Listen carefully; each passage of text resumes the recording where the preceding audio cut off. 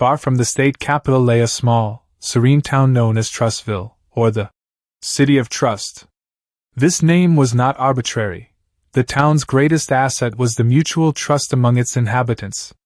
Here, no door was ever fully bolted, deals were sealed without written contracts, and speaking ill of a neighbor in their absence was considered the gravest moral offense. For centuries, the people of Trustville had shared their joys and sorrows, and the dust of suspicion never settled in their hearts. The town's hub was the ancient old community church and the main street market, where people gathered every evening, discussing the world's affairs with laughter and good cheer. The town was famous in the surrounding areas for its spiritual and economic prosperity. One day, a foreign merchant named Shane arrived in Trustville from a distant city. Shane's attire was neat, his speech soft, but his eyes held a peculiar gleam, unlike the simple gaze of the townspeople. He settled in a corner of the market and announced that he would trade the townspeople's old goods and valuables for new, glittering items from the city. Initially, people avoided Shane because they had an emotional attachment to their old belongings. But Shane was shrewd. He first approached the elders and convinced them that, in the modern age, old things are losing value, and you must invest for your future. He met with each person individually, praised them, and then quietly asked a loaded question about their neighbors. Your neighbor Henry seems very wealthy. Is he truly that honest? I've heard he sometimes messes up the accounts. This sentence was new to the people of Trustville. They had never entertained such thoughts about their neighbors. Initially, everyone rebuked Shane, but he was persistent. When he met Henry, he would ask a similar question about Henry's brother, James. Slowly, Shane's seeds began to sprout. The plant of doubt grows rapidly.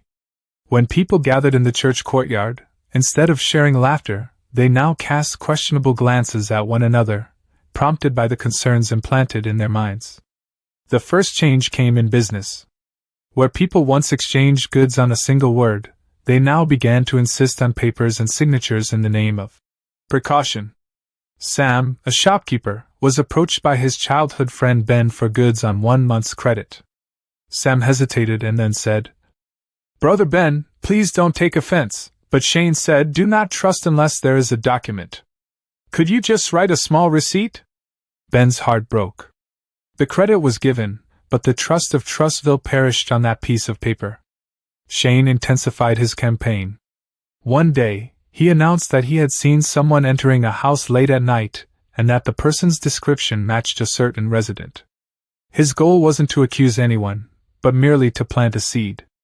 People now checked their doors twice every evening, and during the night, they looked upon their neighbors' shadows with suspicion. For the first time, fear and mistrust had erected a strong wall in Trustville.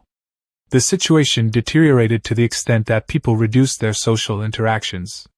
The bustling Main Street market was replaced by silence. Everyone looked at the other as if they were a hidden thief or a fraud.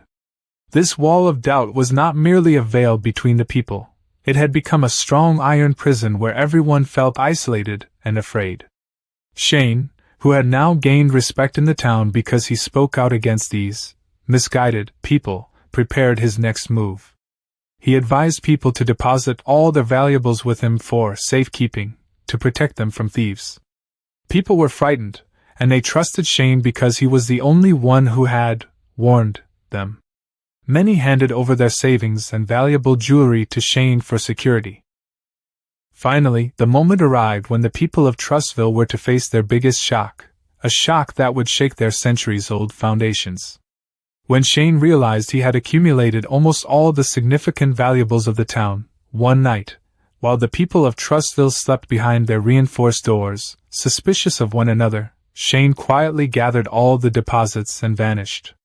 The next morning, when people found Shane's tent empty, turmoil erupted across the town. People screamed and rushed towards the market, only to confirm that Shane had taken everything. Sam and Ben faced each other first. Sam said, Ben! I told you I suspected that man, but you didn't listen. Ben angrily retorted. You were the first to trust him and doubt your friend. If we had trusted each other, that foreigner would never have succeeded. Soon, the entire town gathered. Everyone was blaming the other. You had secret dealings with him. You advised others to deposit their belongings with him. You said Henry was not honest, so people would go to Shane. Trustville, which had always been a symbol of peace and trust, was now the center of bitter quarrels and disputes. Every home was breaking, every relationship shattering, because the wall of doubt had been erected between them.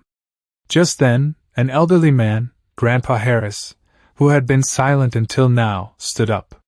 There was no anger in his voice, only profound sorrow. People of Trustville! You are blaming Shane today, but Shane was not the real thief. The real thief was inside all of us. Everyone fell silent. Grandpa Harris continued. Shane knew that the strength of Trustville lay in its mutual trust. Shane only asked you one question, and in response, you built a wall of doubt about your neighbor.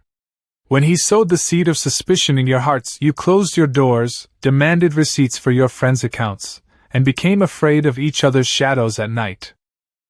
Grandpa Harris's words were eye-opening. They realized that Shane's loss was only of wealth, but their greatest loss occurred when they traded their century-old trust for suspicion. Trustville regained its lost trust and became prosperous again. They understood that living together, one can be happy even in poverty, but if a wall of doubt is erected, even wealth can make hearts desolate. Moral lesson: doubt is a poison that slowly hollows out the roots of mutual relationships. If you like this story, then please subscribe the channel.